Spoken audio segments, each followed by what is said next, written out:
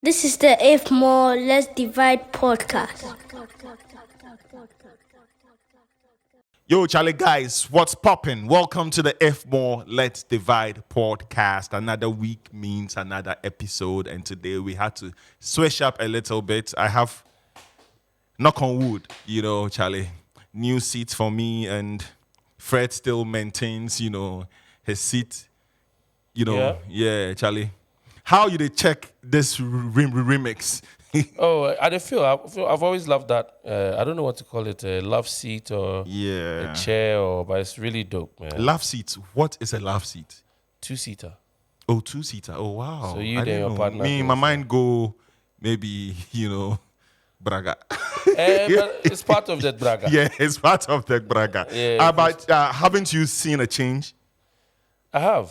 So what motivated the big chop? Charlie, just woke up one afternoon, belly full after lunch, and I'm like, I looked in the mirror, I'm like, let me go and cut everything off. Really? Yeah. So I got to my barber. My barber was like, no way. I'm like, Charlie, do it. Wow. Yeah. But I go grow back. Yeah, go grow back. But maybe you But I'm maintain this trying look to- for a while. Yeah, I'm trying to flip up. You look actually skinnier. Yeah. And in the evening, I was FaceTiming with the kids, and I looked on the screen, and I looked back. I thought someone was standing behind me. I'm like, oh, I come my hair, Charlie.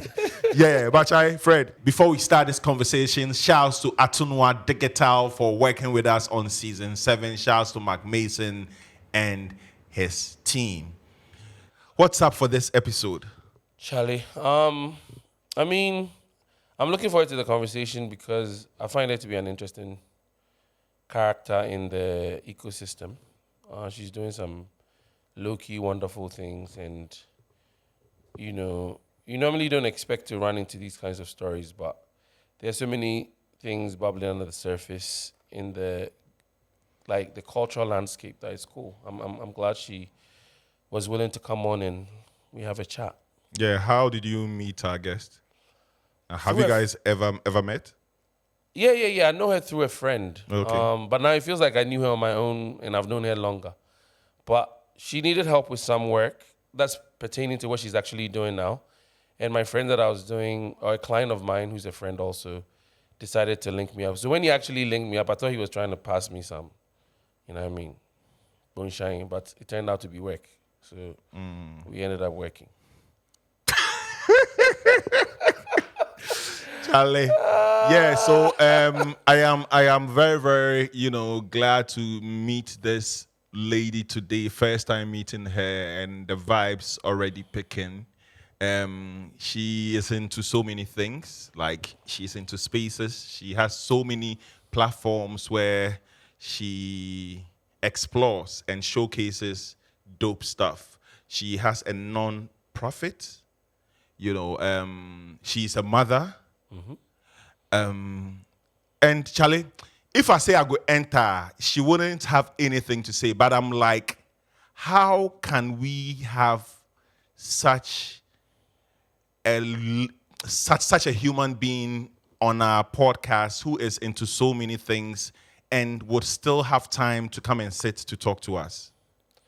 Yep. Right. So, guys, without further ado, help us welcome Barbara Twum-Barima. Booyaka. Hi. Okay. Hello. Barbara Twum-Barima. Yes. Your name is very, very, very strong. I know. Like, have you ever been told Twum-Barima? I've been told that my son's name is very strong because he's Nana Kojo Twum-Barima. Wow. My oldest. Yeah. How many kids did you I have 3. 3, wow. Yeah. How many boys? 2. 2. Yeah. Wow. I like how you said 2. Like, did you grow up here? Yes. In Ghana? I Through and left through? Ghana when I was 11. Okay. Yeah. Okay, cool. I like your accent. Nase. Thank you. First time anyone is calling me by that name on the podcast. Yeah. Chai, welcome to the F More Let's Divide podcast. you. Have you ever watched any of our episodes, seen I have. our pages? Yes, I have. Yeah. Yeah. What do you think? What are your thoughts? I like what you guys are doing. It's pretty cool. Yeah. Yeah. And you are doing something similar but bigger and better. Oh, thank you. You know, you are into different things. Yeah. From my little research that we did, you have like 4 crazy platforms. Is it 4? Is it 3? 4? Well, yeah. So it's ParentingGH, DwellingsGH, I Simply Believe, and then the Panting Project. So I guess. Yeah. So 4, yeah. And I have other ones, but those are not. Well, there we Yeah. go. I Simply Believe. Yeah. Is it your inspirational platform? Yeah, that is an inspirational platform. Somewhere 2022, you went to meet the chief imam. Oh, I actually saw him recently too. I see Okay. him Are you quite guys frequently. bros? Yeah, he's my, I call him grandpa. He's my grandfather. Yeah. And Yeah. you said it was an unforgettable experience. Yeah. What happened? So usually when you meet him, you sit at his feet because he is the chief imam. But the first time I met him, he told me to get up and sit next to him. So I think that was pretty incredible. And he said some blessings on my life. So it's pretty cool. Are you Muslim? No. Are you Christian? Yeah. You hesitate. Yeah. I am. I mean, I identify as a Christian. Okay. Identify as. Yeah. Fred, I did say question. You get question. No, she be with a trans Christian maybe. What is that? What does trans Christian mean? Like trans? say they identify, yeah. Okay, cool. I'm Christian. You are Christian. Mom, I'm Christian. Yeah. Hi, mom. Chai Fred. Oh no, go on. I like where you were taking it. Yeah. I mean that post, got my attention. Really? Because I'm like, what happened that was so unforgettable? Oh, yeah. Because usually when people meet the chief imam, they feel blessed. They Yeah. feel that they are, and all that. So I wanted to know. The reason why I actually went to see him was because it was his 100th year, right? He was 100 that year. And he chose to go to church to as part of his Thanksgiving, Thanksgiving ritual. Yeah. He went to church, which is very unusual for an imam to go to church, right? So that was very, to me, that stood out to me, and I wanted to talk to him about it.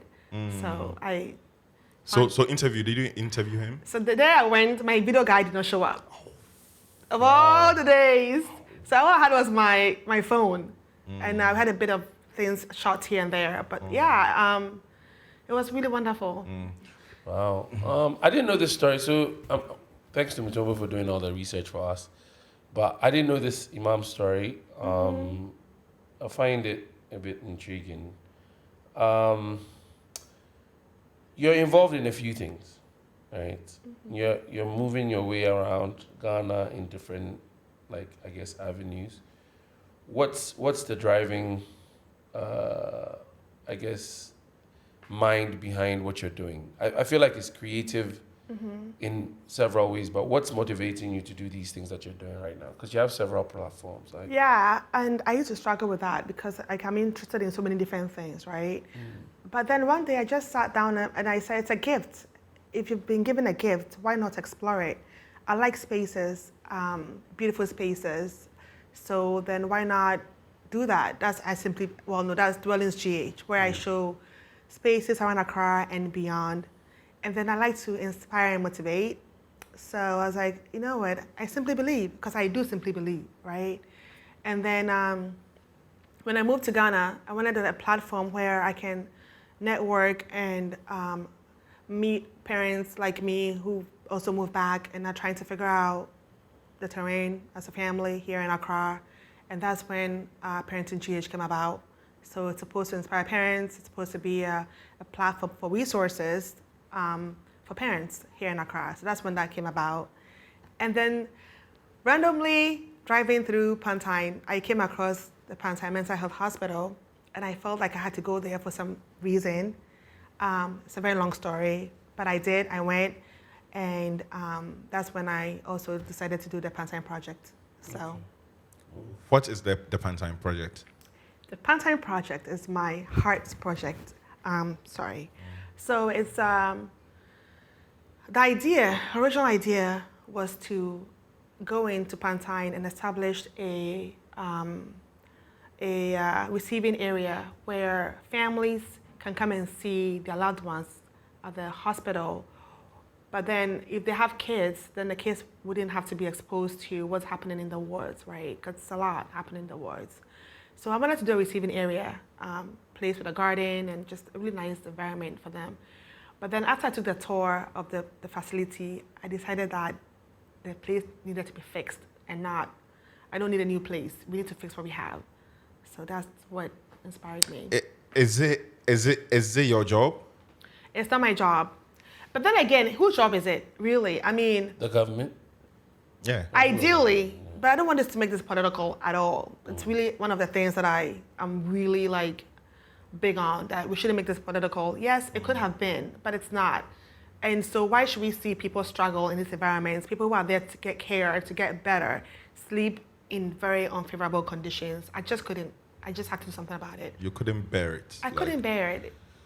I couldn't bear it. It's inhumane, I think, to see people in these conditions. Yeah. First of, when you stopped by there, did they try to admit you? Why? Your hair, I mean. Oh, Fred. But we have the same hair. That's the point I'm leading to. No. So I'm leading to a larger. I'm trying to be funny, but in Ghana, when you wear your hair like that, they assume that natural hair. You've lost. Yeah, when your hair is nappy. Yeah. They assume that you're crazy. It hasn't been my experience. Okay, so they didn't try to admit you, but I know you don't want to make it political. I don't think governance is political. So we're not making it political either, but the systems in place are not functioning. And you are magnanimously choosing to make this an endeavor and try to raise money to bring attention to something that is, for all intents and purposes, a very sad situation. Yeah. But the question still begs that what makes, once you're done, what will make it sustainable? So the idea is to continue to have these dinners, fundraisers, to just keep the project ongoing for the maintenance of the spaces. Okay. So, do you believe that's sustainable in our system? Think somebody has to start, right? I mean, we can't just say it's not going to work in Ghana. Then nothing will ever work in Ghana if we have that mindset that enye juma, right? You have to start and hope and just keep at it, keep going at it. I believe it's possible. I think that our generation is a bit different, I think we want to see change. So I think it's possible. I'm not trying to be a dickhead.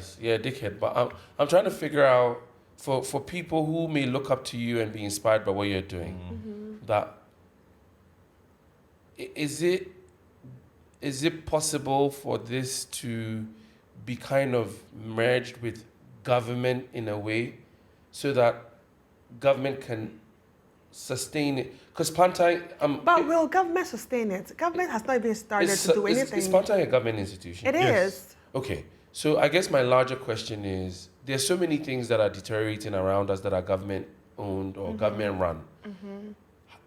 Is it that the new idea is to have private individuals like yourself take them over and run them and sustain them, or do we have to raise awareness to the level that we force government to get involved? Like, it's good for you to start and get it going. Yeah. But have you considered a way to use this attention to get government involved so that it becomes sustainable for the long term? I haven't reached out to government, but I mean, I've had several meetings with people at Panting, and they know that I'm open to any help they can give to make this successful. But I'm waiting. I mean, they've been open about it. This is purely philanthropic, empathetic. You see a problem, you want to just try and fix it. Yes, I started with little things here and there on my own, actually. But then that's when I realized that this is really big. I can't afford to do this by myself. But I also believe that people are eager to help. Sometimes they don't know where to start. So since I'm starting, we can all get together and make this happen. for us buyers. Yeah. Right. Fubu. Fubu. Yeah. So, how are you raising funds for the Panting project, and where are you currently? So I had Fred come to help me as far as with the budgeting and all of that. We took a tour. You saw the place, right? Yeah, I've been to Panting a couple of times. Yeah. Like back in the day, crazy, dilapidated. Like Yeah. So I have the GoFundMe account, and then I recently had our first dinner fundraiser. Yeah, where were you? You're supposed to be there. Well, yeah. I'll Yeah. answer my question. I need a planner and a calendar. It totally escaped me. Yeah. I apologize, but I'll make up for it. Yes, I'll take the money, the check. Yes. Okay. Yes. So we had that recently, and then the GoFundMe, and just really talking to people. I'm also asking for materials, not just, money helps because right now I'm paying for transportation and as well as feeding the workers. So, Wow. yeah. You're taking materials as well. So, Tumo, did you have something? No. And I also want to say that I have volunteers helping me from, oh my gosh, I just forgot. But they're doing electrical work for us. They're not paying, they're not charging us for it. Oh, wow. I'm just taking care of transportation and TNT and food. But it's the Anointed Technical Training Institute Yes. in Odoko. Yay! Led by Mr. Quayson, Daniel Quayson. He's the one in charge. He's been helping us with our electrical work. Nice. And it's for free. I just pay for transportation and food. They provide materials as well. Oh, no. So it's just their Labor. expertise, their labor. Okay. Right. Okay. So I'm still waiting for. Then it's not like 100% free. Oh no, but their labor. Labor is a lot. They're doing the work. They're giving their time. They're giving their time. It's a good thing. And that's what I'm saying, that people can help us. Painters, masons can offer their services to us as part of this project. We can all do this together as a community. Yeah. Fred asked the question, and I want to hit back on that same question. Okay. After you are done with this, how do you plan on, the maintaining the space? Yeah, so the Panting project is part of my ParentingGH, but it's a whole thing by itself. Yeah. So we have we have board members. So the idea is to continue to yearly raise funds to keep up the maintenance of the space. How did your fundraising dinner go? It was successful. We didn't raise as much funds as I would have loved or liked, but yeah, it was so successful. Nice. So, they say it's a bien so Yeah. So Yeah. Do you feel like the culture here supports philanthropy?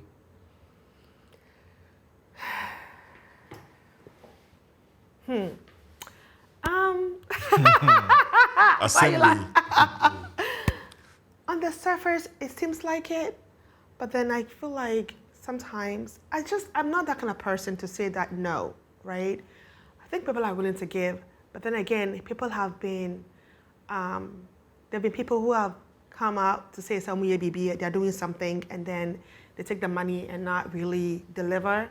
So people are a bit cautious, and I think it's everywhere when it comes to raising funds for these things. People want to know, are you going to spend my money, or are you really going to use my money to do what you're saying you're going to do, right? BLM. I said what? BLM, sorry. What is BLM? Black Lives Matter? Yeah. Was that like a thing? Yeah, they bought houses in the wealthiest neighborhoods. Yeah. But I see that one is very tricky too, because where is the money going to go? To who? Yeah. Right? Yeah. This one, we have there's an actual place, it's a cause. We are fixing the place. We've seen how bad the place is. We're actually making things better. So. Nice. So that is one project of yours. Yeah. I want to backstep a little bit. You said at a point you moved back to Ghana. Where were you and what were you doing there, and why did you decide to move back to Ghana? I was in Charlotte, the Queen City. What? Charlotte. Charlotte. Charlotte. Charlotte. Yeah. Charlotte. You and Peps will get along very well after the episode. Yeah. Charlotte. Yeah, yeah, Charlotte. in North Carolina. Okay, yeah. Yeah. And then were you doing something like things that you are doing here, like over there? So I started, I simply believe in Charlotte. I started, ParentingGH is actually registered in Charlotte as well. Wow. So we're a nonprofit. But yeah, we were in Charlotte, my family and I, and there was an incident in my daughter's school which inspired me to move back home. So one time I was going to school with my child, my daughter, in the morning, and then she's like, "Mommy, I want to ask you a question." I was like, "Okay." She's like, "What's wrong with being brown skin?"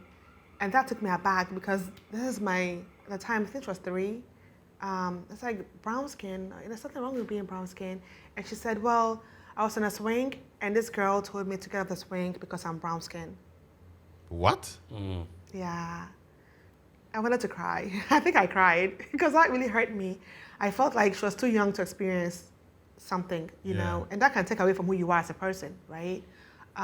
Then you begin to, at that age, question your value.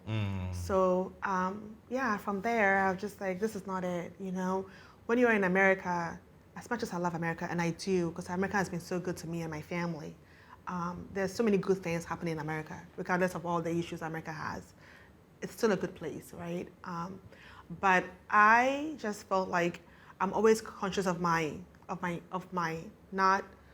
being. Like I'm not a human. Yeah. I'm always being measured out because of my color. Because you go to a restaurant or you go to a store and you always feel like somebody's looking at you. Yeah. You know. So I just wanted my kids to be in a place where they're simply human. So that informed your decision to move back to Ghana. Yeah. Wow. That's a big jump. Yeah. Why didn't you think of Atlanta or a different state where there's more? I actually came here. We finished the house. We came here on holidays in the summertime, and I never left. It wasn't even planned. I was like, I'm not going back. This was when? This was about 2.5 years ago. 2.5. Oh wow, recently. Yeah. So was it you and the kids and? Yeah. Was it just you and the kids? It was just me and the kids. Their dad goes back and forth. Oh, okay. But it was just me and the kids for the most part. And you said you have 3 kids. Yeah. Is the girl your first? No, my second. Oh wow. Yeah. And your first has never experienced or hasn't told you any. Oh, him, I've seen it. Like I'll go and pick him up from school once again, and then he'll be by himself, and then all the other kids will be playing, and he's sort of isolated, you know. And then you ask the teacher, and he said, "Oh, he doesn't want to play with the other kids. That's why." But no, that's not what it is. It's just we know what it is. Yeah. Yeah. It is what it is. Yeah. Unfortunately, people are still not. America is still going to go through its up and downs when it comes to these things, right? So Is Charlotte predominantly what? White? it's actually a really nice mix. It sounds right. Charlotte. Charlotte. No, right now it's a mix, but it's it's a mix of people. So it's probably something that you're uncomfortable with me saying, but Maybe the school that they went to was. so you were probably in an upper middle class or and that's where your kids are getting educated, where you live demographically, economically higher up, and therefore the kid was standing out. All right. Yeah. So that motivating you to move to Ghana it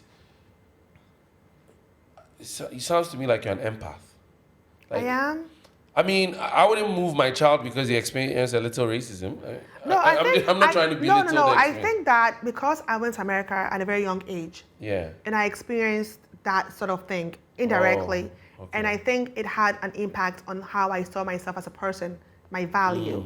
You know, as a black girl, growing up in a community where I was a minority, right? So I didn't want my kid to go through that, and it affects you your whole life. You know. It's like always the back of your head. You go somewhere, you're like, you're buying something, and you see somebody looking at you, standing there, and it's like, why are you looking at me? Yeah. Do you think I'm going to steal something? You know? Yeah, it happens. It happens all the time. It's happened to me so many times. Media blast media, they blast them. Then I go left. But don't go black. That's why then you become the stereotype of the aggressive black person, care. right? Me, I don't care. You know? You don't care. Yeah. Yeah. How? I mean, there have been times when I've said something. Yeah. Media. I will always say something. Yeah. How was it for the kids? Like the change of space. So as far as spaces are concerned, I try to make my home very similar to the home we have in the US. So as far as that's concerned, it wasn't much of a big change. And my kids are pretty, kids overall are very resilient, right? Like they can fit anywhere. Kids So one time they are in America, everything, and they come to Ghana, the light off, in the beginning, that was a challenge. Yeah. Oh my God, even for me. But I was like, it's a new adventure. Yeah. I like adventures. My kids love adventures. Everything that happens in our lives, I always tell my kids, it's an adventure. We're learning. It's all about the beautiful adventures of life, right? It's going to be, you're going to have color, you're going to have this, but it's all part of of life. So we always look at the positive end of things in my family. So Another vibrant platform of yours is ParentingGH. Did your kids inspire that?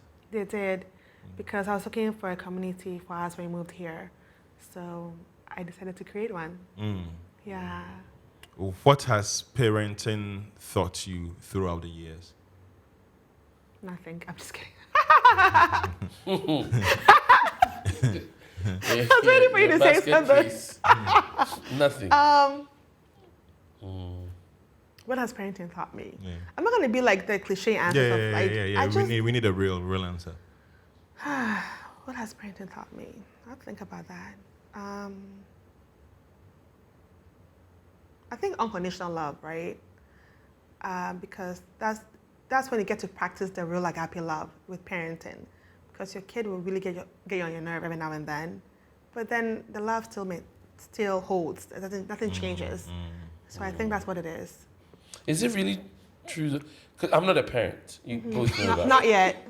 Not yet. And every time there's two things. They're like, oh, when the kids come, they absolutely change your life and your perspective. And then they also say that no matter what somebody does or the child does, you still like. That's like happy love. Yeah. But I find that hard to like process, because I think I'm the type of individual that you do something once or twice and I tell you that's not the right thing to do, and you keep doing it, I kind of check out. I give up on you. But they're children.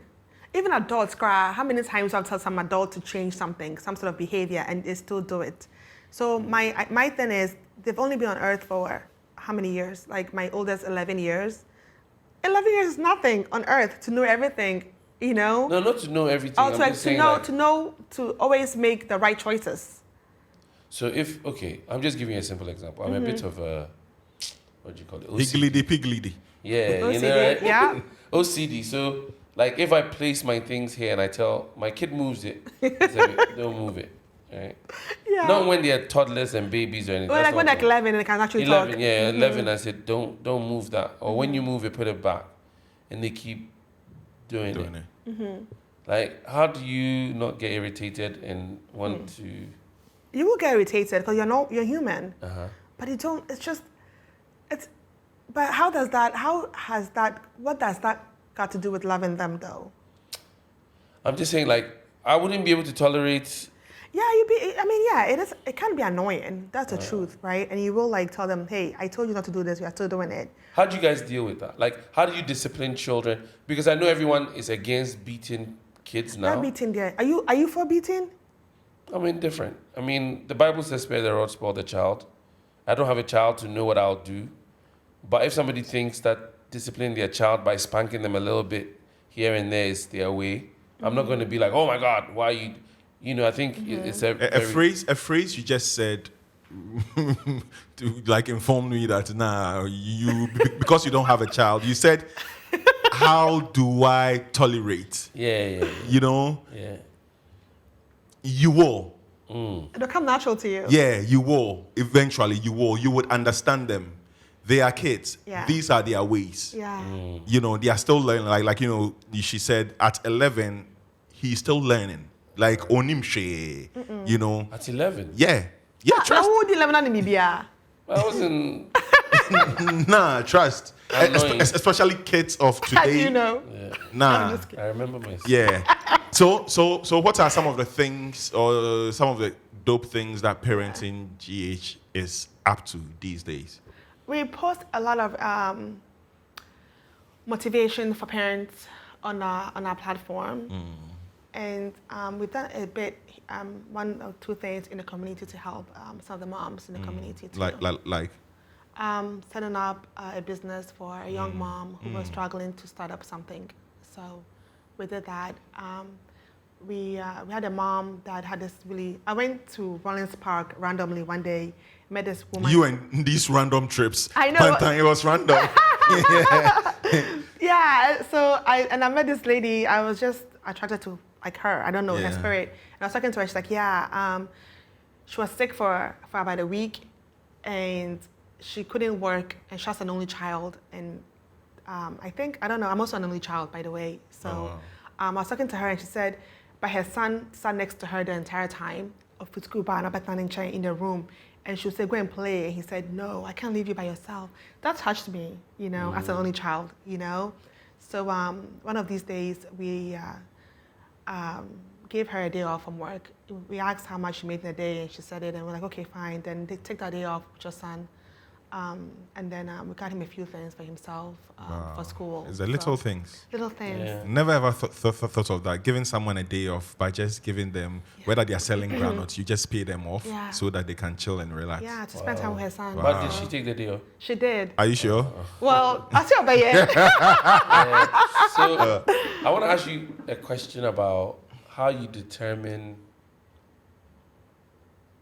It's both for you, what you're doing, about how the public perceives what you do, and also in your attempt to help others who may be in a bit of a needy position. Because around these parts, scamming or people saying, like, you said people are worried about, are you really going to use the money for what you said you're going to do? All of that is prevalent. I was driving down, is it Kojo Thompson Road?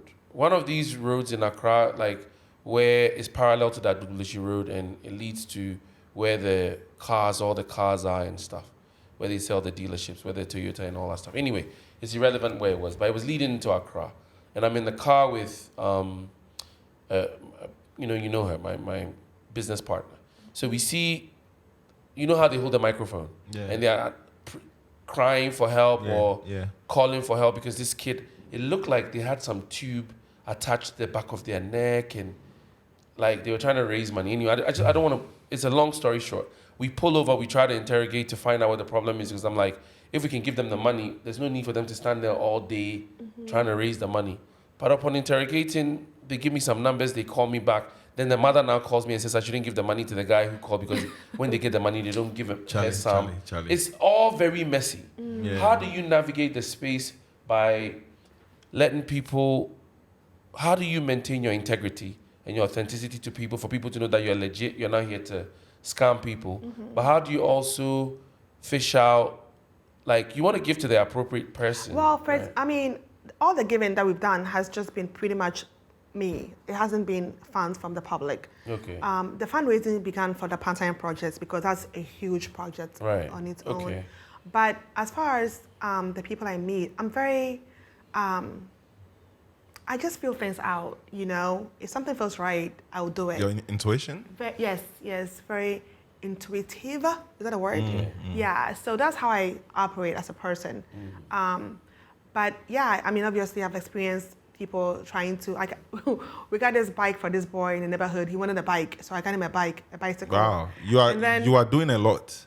Yeah, I mean, I think it's required of all of us to do the best we can, because we are a community, right? No matter what, we affect each other in everything.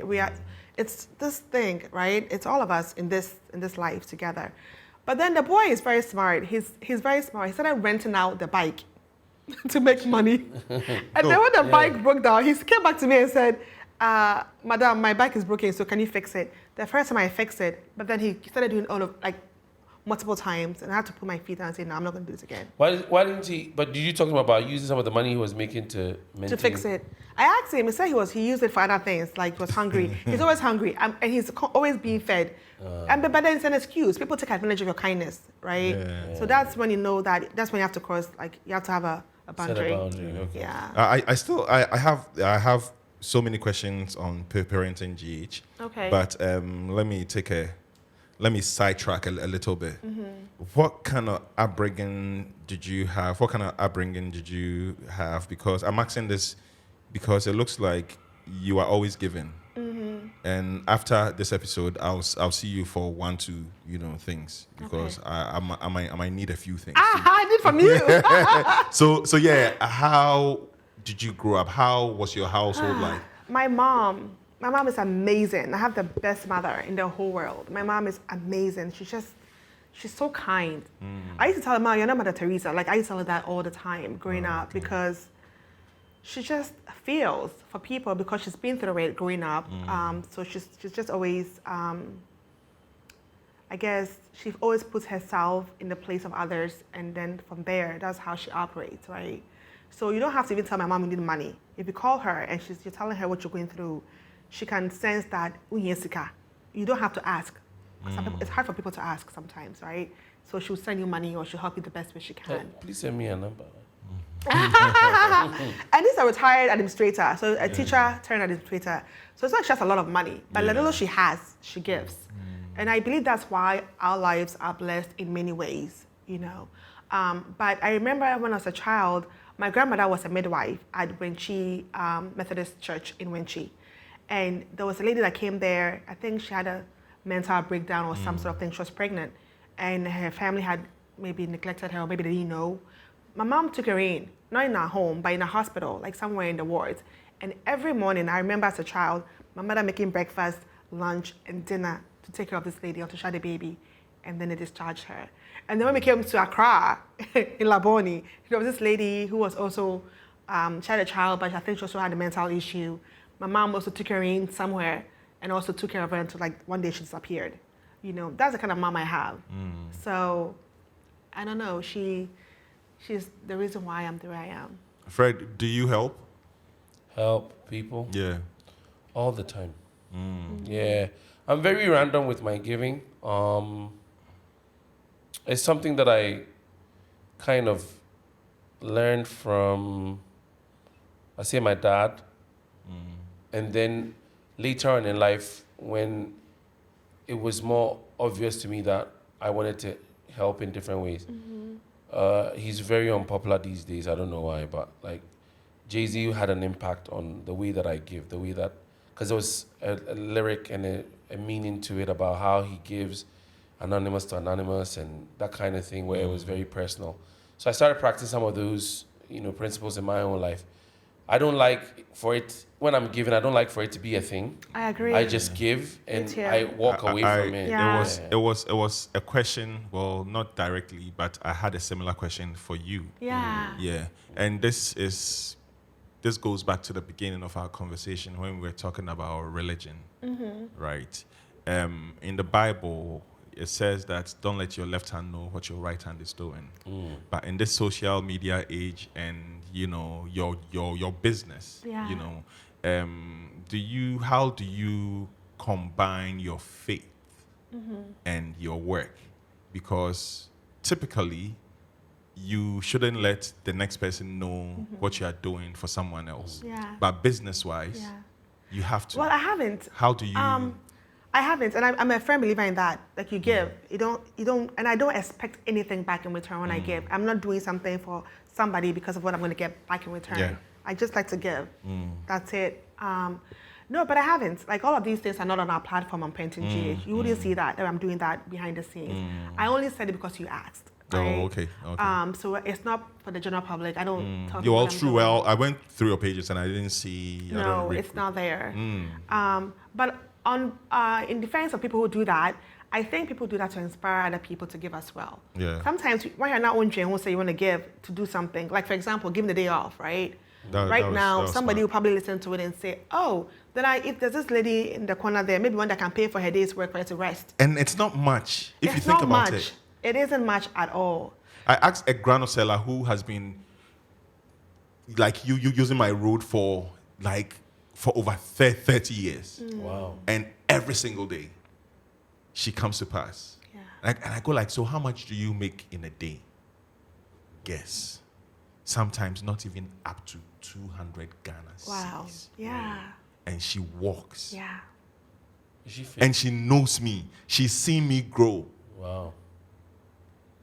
I could give her a day off. A week off. Right? You can give her a week off. Yeah. Wow, that's actually so smart. Yeah. Now back to ParentingGH before we go to your other platforms, because I know the dwellers, DwellingsGH. Yeah, what? Dwellings. Dwellings. It's Dwellings. DwellingsGH. Yeah, DwellingsGH. I know Fred has so much to say on that front because I saw him on your show. Yeah, he was amazing. Yeah, I saw him on your show. There are so many NGOs working, for parents, single mothers. People go to the hospitals to pay, for wards, mothers who just, gave birth, their bills and all that. Yeah. It is dope. I do applaud all of Yeah. those. In the same vein, you don't like to talk about politics, but this isn't politics. Like Fred said, this is governance. Do you see a block or a gap in our health system as a mother, a parent, someone who helps? In the health system. Yeah. Because from your grandmother has been paid for someone who couldn't pay. My mom. Sorry, but you said your grandmother was A midwife. A midwife in Yeah. Wenchi, and she Yeah. took someone in. My mom took someone in. Okay. So my grandmother was a midwife, so we lived in Wenchi. I was born in Wenchi. Oh, you're born in Wenchi? Yes. Wow. Yes. Shout out to the BA. Yeah, hey. Well, that's Bonga Hafu. Yeah. One yeah, half yeah. of. Never been Yeah. Yeah. So I was born in Wenchi, and my grandmother was a midwife at the Wenchi Methodist yeah. Hospital, and my mom is one that took in the patient Yeah. to help them. From all the stories that I've heard, yeah, there is. I mean, we're still growing, right? To be fair, we've only had our independence for how many years now? Hey, Charlie, it's been 7 decades. Yeah. What, 60, 70 years? Almost. Yeah, but America and all these other countries, they've been free for about 400 years, right? Or more than. Oh, more than that. So we can't compare Slavery ourselves. ended 400 plus years ago. That's America slavery, but America has That's what I'm saying. So Yeah. that means America is way older than. way. So they've gone through their kinks, I'm sure they also had their issues, but as time has progressed, they become better and becoming who they are, right? So I think we should offer grace to us, our countries, Africa. We are still going through it, the growing pains, and I believe that as time gets, as we progress and time evolves, we're going to get better. Okay, cool. I really appreciate your sense of optimism. Yeah. I think you're a very positive person, and I don't think you should change. But my question kind of feels like a pushback on that, what you're saying in the optimism of it all.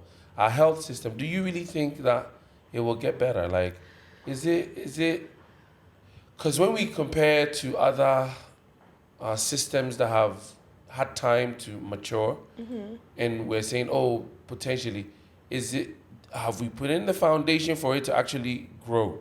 Or we're just hoping against hope that with time, things will get, because things don't get better with time. They do. I think they do. Things don't naturally get better with time. Unless you make an effort to change it, right? Good things are not a consequence of time. Good things are a consequence of effort. Of effort and change. Yes. Yeah, I think we have one of the best trained healthcare professionals in the world. That's why when they go to America to do, to do their residency and to work there, they take them because they're good. Academically, physicians are good. Our nurses are. I met one of the most amazing nurses in Panting, and one of them that I spoke to, I called to invite her to the dinner, and she said she's now in Ireland. She's been poached. She now works there because we don't pay our workers well. We don't pay. So I think that's why it begins from there, right? Because we have the talent here, incredible people, bright minds. It's just that we're not offering them the space to thrive. So I think that's what we should really work on, right? And I want to tell that way there's a gap, there might be a gap because we're losing a lot of our healthcare professionals to other countries. So, okay, my experience and my perspective may be skewed, but I feel like culturally,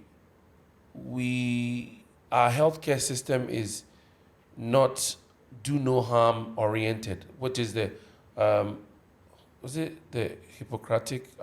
They have this oath. Is this the healthcare industry? Basically, it translates to do no harm. And what autocratic or Hippocratic? I don't know. Somebody look it up. I don't care.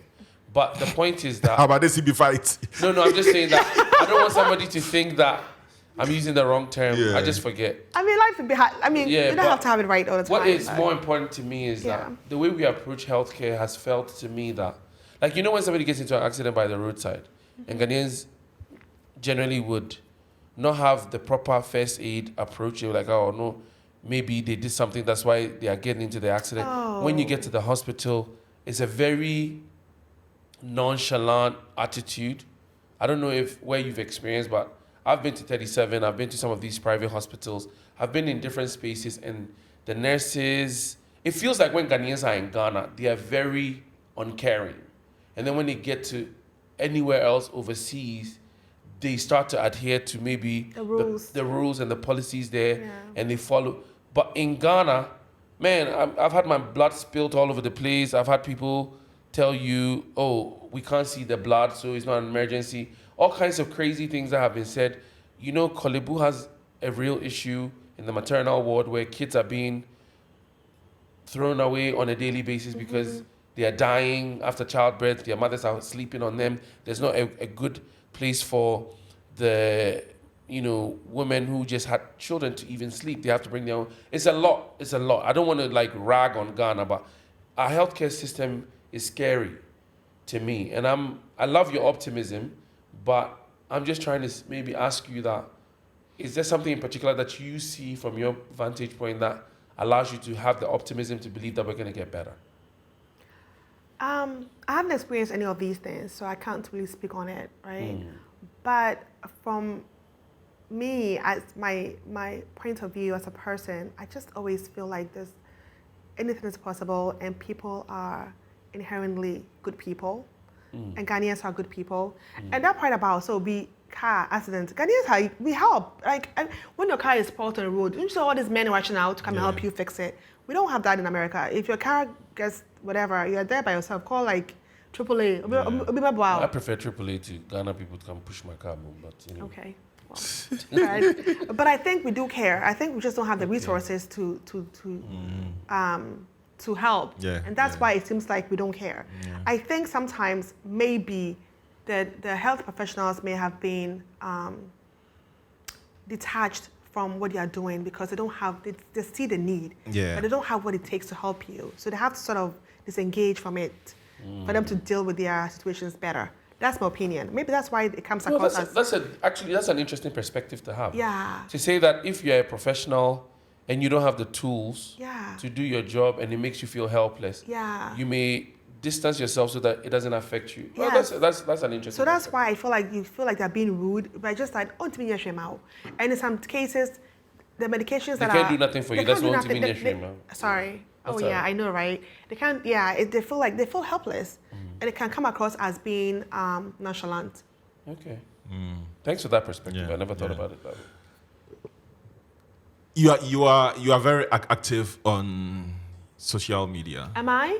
I don't think I am, though. You have 3 active pages. Oh, the pages are there, but I just post and I leave. You post. How tough or how difficult is it to maintain all of these platforms? Do you have people that you work with, or everything is just you? It's mostly me. Wow. Yeah, it's mostly me. I mean, I have someone that helps with the graphics, but for the most part, and I'm very particular about things, so it's mostly me. Wow. Dwellings. Yeah. GH. GH. I was on your YouTube page a few days ago. Yeah. You visit spaces, you Yeah. visit people in their spaces, Yeah. and you talk about their spaces, Yeah. whether the plants. There was a whole episode based on plants, and I'm like, wow, Garden. and it got garden, and you know, it wasn't boring at all. Oh, you liked it? Yeah. I actually watched everything, that particular one. Wow. Yes. Thank you. You know, and I saw the mix, you know, shouts Yeah. to, you know, that space. Yes. The garden one, isn't the one the Ajia didn't want to show her face? Is that the one or no? That's No, there's No, another no, one. no. Oh, Dr. okay, V. Yeah. Okay. Yeah. How did you come up with this idea, you know, to show spaces? So I like interior design. I enjoy it. And then I also like gardens, outdoors design. So, and I just figured that we didn't have that. There's several platforms in different countries when it comes to interior design and gardening and all of that. But we didn't have that here in Ghana. So, and people always wanted to know what homes in Africa look like. We have beautiful spaces and people are doing amazing things. Fred, right? So I wanted to feature that. You're welcome. So I wanted to feature that on my platform so people can see, and also for Ghanaians to be inspired as well. So how do you find these spaces? Most of them are my friends. For the Oh, most part. okay. For the most part, it's like a friend of a friend. Oh, I know okay. this person who has this beautiful space. Call this person. Or people have actually called me too, like, hey, I have this space. I don't mind talking about my garden because I'm very proud of my garden, you know, stuff like that. But it's just referrals from friends. Yeah. Yeah. Last question before Fred comes in. Sorry. No, that's okay. I've Enjoy the seen conversation. YouTube pages that showcase apartments, and you know there are several in Ghana, you know, and all that, apartments and all that, and they are showing quote unquote spaces too, right? It's always the bougie, plush spaces. I believe in Ghana there is a tier, right? You know, let's just grade them level 1, level 2, level 3.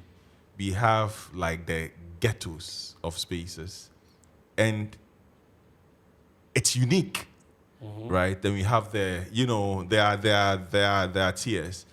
Fred, this isn't a question. This is just a thought. I'm not seeing anyone showing the lesser apartments. Like where I live, Awudome, you know, was built by Dr. Kwame Nkrumah. Yes. The housing system in Awudome is so unique. You know, even though people have modified it, you know, in recent times, it's so unique. But anytime I see a YouTube page, it's high end. You know, you have to press something for the gate to slide. You have to hit a door for it to open, you know, and all that. But I'm not used to that. Do you think I am saying something that makes sense? It's profound. What do you think? First of all, the ones that you see on YouTube are usually for sale. They're selling them. Most of them, they're not really showing the spaces. I haven't seen anyone else showing. Most okay. of the ones on YouTube are selling the No, space. okay. Yeah. No, but or real estate developments, you know, Okay, showing fair. up their Okay, spaces. okay, That's okay. why it is. And for me, I don't, it doesn't matter where the place is. I like unique spaces and beautiful spaces. And beautiful spaces come in all different forms of shape, forms, right? My mom always tell me that what you find, I can find something very attractive and someone else may see say this is not it, right? Yeah. So I think it's just I haven't really been able to find a space Yeah, I that is. think that maybe I understand what Mutombo is saying. Maybe that could be another dimension to what you do. Not a suggestion. Not I mean, to I haven't experienced it. And I'm not going to show something that is not inspiring to me. Right. You know? So I guess, but his question speaks to me more in that sense where I feel like Ghanaian home culture, like living culture, is very unique in my opinion. When you walk into people's houses and what you see, like if you come to Awudome, for instance, what you experience, the planning of the neighborhood and whatnot, I think is one of the better planned Where neighborhoods. is it? I want to go see it. This is where we are. Oh, this is it? Yeah, I would Oh, but it's very European though. Yeah. This place is very English, like UK, No, I'm saying the that. setup. Well, so when you come to the Don't worry, after we will go around. around, you see that it's very well planned Yeah. and well put together. But the ones that are on YouTube are for commercial reasons. Yeah. They're Okay, trying fair. to Yeah, attract. yeah, so- Yeah, that's why. Yeah, fair. So, Fred. DwellingsGH is an interesting concept. Congratulations on that. Thank you. How was it like when she featured you? How was the filming like? Were you nervous? What was going on in your head? How was it like? None of those things. I mean, I think Barbara's pretty laid back, and her and I had a rapport before. You guys do have a And I because you have, well, we have this podcast. I've been so pretty you're used to being in front of the camera, so it wasn't no nervousness. The thing I was nervous about is that I was speaking about the company and what we do, and I'm very a bit guarded about how I present what we do, because I'm very specific about how we look and what we stand for and what we represent. And so I was trying to find the words, and I've watched that tape back a few times, and I'm like, oh, I wish I had the thought process to express this differently and all of that. But I would never do anything like that. And well, I don't promote or market myself or the company like that. So I only said yes because I felt like it was genuine. She just wanted to show the space, and she really liked the space. And Yeah. I didn't want to deprive her off of that. And I said, oh, I'll do it. But yeah, it's not something that like I intentionally went out seeking to do. So For you personally, right? What one thing should a space always have? Plants. Wow, straight plants. Straight. Yeah, Really? it brings life to the space. I'm still. I'm a still guy.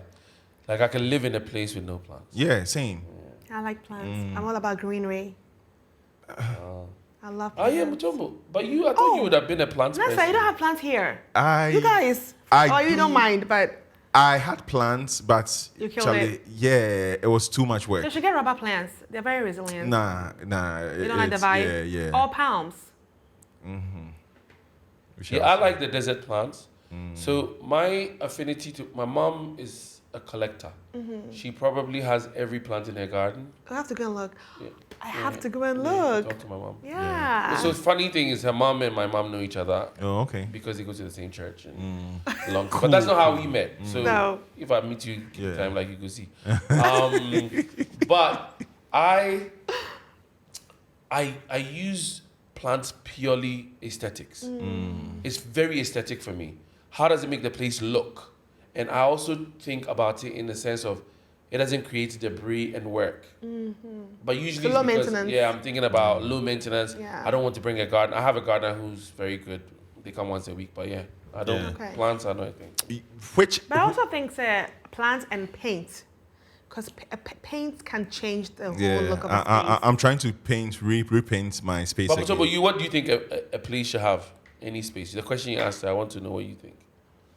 Wall hangings, especially art. Painting, art. Okay. Yeah, Okay. for me. Out of all the episodes that you have done on Yeah. your YouTube platform for DwellingsGH, which episode still sticks with you and why? That's a tricky question. Because I really like all of them. Yeah, same. But there should be one that, maybe something happened during recording, after recording, it could be anything that still, did that thing really happen? This is difficult. This is difficult. But I liked I guess I have two. I like what I did with Fred, and I like what I did with Dedo, my big sister Dedo. It was just really nice. It was easy, and her space, It's a send a new space too. I saw send a See, now you put me on a spot. It's not a new space. Yeah. I like all of them, really. Nothing really. They're all very beautiful spaces. Yeah. Like you haven't had you haven't had any kind of experience where it was, like, oh my God, I didn't expect that, or I wasn't thinking that was gonna happen, and then It happened. No, I haven't. okay. What do you want people to know you for? Kindness. Yeah. I think the world needs a lot of people to show kindness to each other, you know? Wow. So that's it. My whole life is based on kindness. Kindness. Choose kindness. I have kindness everywhere. Kindness and joy. Like my house has this thing that says joy blooms here. So I like joy. I like the word bloom. So joy blooms here, but kindness. For parents or mothers who are experiencing similar things, one reason or the other, I think there are lots of parents who also even think that America culturally is not where their mindset is, what they believe in, and all of that stuff beyond racism. Just, social ideals and stuff that are thinking about moving back home. What has your move taught you that you feel like you can share with them to help them navigate, that challenge? Yeah, it's a lot though. I'm not gonna lie. I mean, because America has everything, right? For your kids, activities, places, play places, all of that. We don't have a lot of that here. So And when we do, they cost an arm and a leg. yeah, and after you've been to one or two, the kids are like, okay, where else can we go? Yeah. Right? But then I always go back and I tell my kids that when I was growing up, I didn't have all of these things, but I still had a great time. I had fun. So you have to make use of what you have. If you want to bring your kids back home, I think you should make sure that they have a place that's comfortable for them, a space. That's the main thing for anyone moving back, is having your own house, because when you rent, right, then after the rent is over, you know how people like to Jack up, and then people get all this rented and like, I can't afford this, and they go back to wherever they're coming from. Yeah. So it's one of the main things. It's space, home. So find a place that's comfortable for your family, and then just have an open mind and don't compare. Because my friend, Kofi, he told me, and I will never forget, he moved back many years ago. And I said, Kofi, how are you handling being in Ghana? And he said, I don't compare. Ghana is Ghana, and where I'm coming from is where I'm coming from. The moment you compare, you'd want to go back. I live by that. The moment Yeah. you I can never. You go to Rome, you do as Romans do. That's how I survived in Ghana. That's the I'm only in way Ghana. to survive. Yeah. That's the only way. Yeah, so I'm a parent, and I've realized something. Compared to our time, we would, at a young age, like let's say 6, 7, we would go outside and play. Yeah. We would go, and at 6 p.m., we are back like chickens, Yeah. But recent parents hardly allow their kids To go to out. do that. I think it's fear, But fear. but back then, when Kofi Chinto was happening, Dr. Beckley was happening, we were still going out. Yeah. Right? Back then, where we didn't have cell phones for our parents to call us, where are you? Back then, where it was just trotros, taxis were rare to come by, we were still going out. Now, kids have cell phones. There is Uber, Yango, and all that. Kids can easily find their way back home. Yeah. And we are not allowing them to do that. What It's is fear. happening? It's fear. That's what I'm saying. It's whatever it is. I don't know what the fears are, but it has to be fear. Is it fear, though, or people are trying to be cool? But what is cool about keeping your kids at home? I mean, Modernization. yeah. No, I don't. For me, I don't think it's cool. I would want my kids to go out and play. But then I don't live in a gated community, and we have a lot of bikers coming. I mean, the last time I tried to go out with my kids to let them ride their bike, it was just not safe, because the boys will come with their bikes and with speed. I can't take a chance on that, right? So that's why we don't go out. For me, That But one time that the bikes came. But they're always there. There are always bikes in my neighborhood. Like Motorbikers. See, so I think that is. I'm kind of sad. and people driving cars, motorists, like they don't slow. So They go really fast. see, when we were growing up, we were less developed. Life was just more dangerous by the fact that, there was no way, like you said, no way to communicate, no way to contact. So when your kid goes out, only God knows what's going on. I know, but those were the best days. I love those so days. for us, I think that's why we're more resilient, because you go out, something will happen, you learn from it. Your friends might get in trouble, but you guys learn from it. You protect each other and all of that. Now, the element of cool that Mutombo is talking about is with all the gadgets and stuff, they'll buy you video games, stay at home, everybody's on their phone, blah, blah, blah. Yeah. And then the element of maybe, quote unquote, I don't know if kubolo, like roaming around is what they associate with going out. And the kids have become extremely sheltered, and then the TV is raising the children because you're not going to sit by your child 24/7, but going outside to play. It's the iPad and the tablets. But what don't you guys think that when we were playing, we had the opportunity to have conversations with each other, challenge each other's ideas. We learned so many things. Right now, it's like programming. You're being told what to think, what to feel, what to believe, how to dress, and everybody's coming up with all these. I have social anxiety.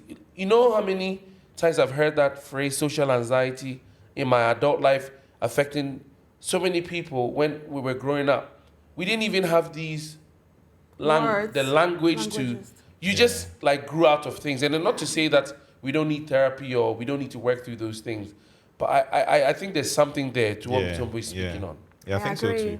Yeah, because my boy will be 10 next month, and I don't think I can send him to buy me an egg. Oh, yeah. But when I was 5, my mother and my grandmother would send me to go and get stuff. You know. Yeah. And I think about it, I go like, wow. Life skills, man. I also think that when we are planning the communities in our countries, we should leave room for parks, community centers where people can go. It's late. It's late. But you know what? I don't even want to take anything away from what you guys, or what Barbara just said, but that's a westernized concept of how to live. See, when Mutombo is saying that your mother used to send you to the granola seller, me, when I was growing up, opposite my granddad's house, the woman was a kinky seller. Auntie B, you go, and then you go there and you go and Otinshinu, you go and get some. Up the street, near his mother was selling bread. Opposite, the dog chased us from there. They had some small kiosks. They were selling sugar and whatever. But we all intermingled and associated. And there's a big park there, but that was kind of like for the big boys to play their football. But we still played on the street and kicked stuff and did all those things, and then we'll do mommy and dad that's small. Let's bring it back. I really love that. Yeah, we're going to do mommy and daddy too small and to each other. But at least all part of the experience. Shouts to Abna Sewa. Oh, yeah, and the money you owe me, it's okay. Yeah. But I think forming a personality, life skills, and not being cookie cutter baked in an oven all comes from the diversity of us exploring and being. Now everybody is like curated, in my opinion. So I don't know. Chai took my mind back. Playhouse. I was always the daddy because I was tall. Yeah. And this other childhood friend of mine, I called Abna Sewa. I don't know where she is right now. She was the mommy. Yeah. And Charlie. There was best moments of her. Yes. It was very enjoyable. Like you have to experience these things. It's life, it makes right? Nature. More diverse in your thinking. You don't become so rigid and anyway. Barbara, how much of your personal life, your kids, do you put out on social media? Very minimal. Yeah, very minimal. Very minimal. Yeah. Why? I don't know. It's just no reason really. I just like to keep my kids out of. I'm not that active on social media unless I'm doing something. I don't show my life like that. It's all things I'm doing. Okay. Cool. Just felt to ask, because usually, like, parents have separate Instagram pages for their kids. That one is interesting. And also, well, I said we just went on a show, and they were asking about the creator economy, and I think you fall into that category. How much do you feel the burden of producing content or the pressure of, or do you feel any type of producing content? I just create. I don't even look at my numbers. I don't. I'm just doing it because I love doing it. And whatever comes out of it, but it's not my goal to get something out of it. I just love to create and show what I'm doing. So. Do you also dabble in other things, like for work? Like, how are you doing? So, what you mean? What I do full time? I'm just living. Wow. I'm a full time mom. Full-time mom. Full-time mom. Oh, nice, Baller. nice. Dope. I'm very impressed and also inspired by your commitment to Panting Yes. and what you're seeking to achieve. I think is a very noble thing. I don't know how you muster the wherewithal to get it all going, but ultimately, what is going to make you feel like a successful thing has been done with Panting? What's your goal? I know you said you randomly walked in there, but we've had some other layered conversations where you seem to have some compassion towards people with mental health issues and so on and so forth. And so what are you looking to achieve and accomplish with this when it's all said and done?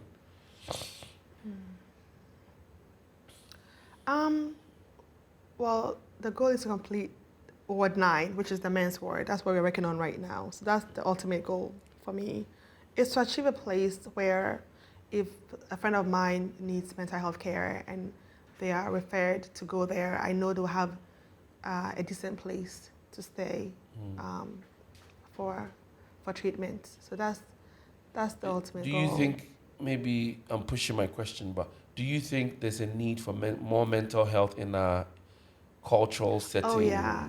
Is that something that you're concerned about? I want you to speak a little bit more on that. Yeah, during the dinner fundraiser for the Panting Project, we had a few experts come in to discuss mental health in our society, the stigma and all of that. And a lot of people there that were at the dinner were very surprised by some of the things that they learned from these experts. We are still very ill-informed about mental health, very much so. It's still very stigmatized in our community. It's still very attached to religion. And what's the word you're saying? Religion and my brain is not. Brain freeze. That's Brain fog, whatever that is. But it's just very stigmatized, and it's attached to the idea of if somebody is not well, then but if somebody has diabetes, diabetes, no, right? So we still need more education on mental health, and I would like to, ParentingGH in the future will work with the experts to start something in the schools to educate young people. Dope. Chai, and more grease to all your joints. May you have the vim to see this project through and all your other, And I need all of your help. Yes. Everyone should donate. Yes, guys, you have to check out her pages. The YouTube DwellingsGH on YouTube. One word. So Dwellings and GH combined together. ParentingGH, that one to one word, everywhere, Facebook, Instagram, Twitter, and all that. I simply believe packed with dope quotes, and all that. And a few really cool interviews. Yes. The former president is on there. Yeah. I saw that too. Dope. Like links. You do. Which one? My favorite. I'm sorry, President Kofo. Yeah. Okay now, because please. Yeah. Nowadays you have to be clear. He's the ultimate statesman. Yeah. And Charlie, keep up the good work. Check out her pages. She's dope, doing some dope work, and you guys have to support. Donate if you can. Donate if you can. If you can't, your resources. If you're an expert in something, like for example, Fractal is going to donate their services with their design skills. So whatever you can do is for us, by us. Yes. Two things that I like about you. Okay. How you mix chi with your English is so dope. Oh, really? I do love it. Yeah. Wow. Okay. And thank you. Your smile. Oh. Yeah, it's very, very radiant. Thank you. And we thank you for coming to the podcast. Booyaka. Guys, Charlie, media every day I learn something, and today what I have taken home is that, and I never ever thought of that. Give someone a day off. Yeah. Right? It's so simple. Give someone a day off. I'm going to give someone a day off this week. Most definitely. Oh, I love that. You know, and yeah, it's so smart. It's so smart. And I hope that they really take that day off. You know, Fred. Yeah, I didn't know what to expect of the was smooth. conversation, but it was chill and very informative. I also learned something new about giving grace to these medical workers because of the perspective that she shared, that maybe they might be feeling helpless and therefore they are withdrawn nature. And it's actually very intriguing to me because I never thought of that angle. But I'm glad that I have new perspective to be positive about, you know, what they do, because it's tough. The work they do is tough. So yeah, I'm glad. It was good to have you, and thanks for sharing bits and pieces of what you're doing. Yeah. Dope shit. It's been fun. Yeah. Charlie guys, you know what you for do. You have to support, you have to tell someone, to tell their mothers and their uncles about the podcast, to follow us, subscribe, YouTube, everywhere, and also leave a review. You guys know they left reviews, and also comment and all that. Comments and stuff. Yeah, comment and all that. And we thank you for rocking with us till season 7, and we hope we are doing what you expected plus more. This is the If More, Let's Divide podcast. Fred. Booyaka. We are through.